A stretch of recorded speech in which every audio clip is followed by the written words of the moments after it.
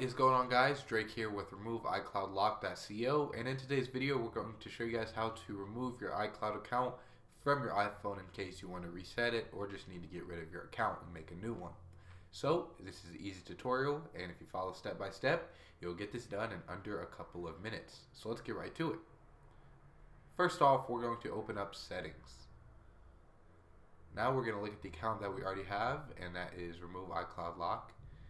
And as you guys can see, we have everything here. If we click iCloud and we go to Find My iPhone, you can see it's on. However, if you're wanting to reset this, then you're going to want to turn it. Click turn off here. And as it turns off, it shuts off there. So turn off Find My iPhone, and then we are good to go. So now just scroll down a little bit more, or go back, excuse me.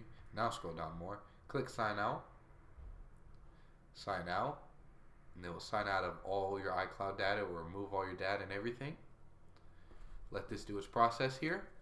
And once it removes, then our iCloud is deleted. Now if we go into general and reset, if you want to delete your iPhone now, you can from here. Click reset all content settings. Hopefully you guys did enjoy this tutorial. This was a quick and easy way to show you guys how to completely remove all your iCloud settings from your iPhone.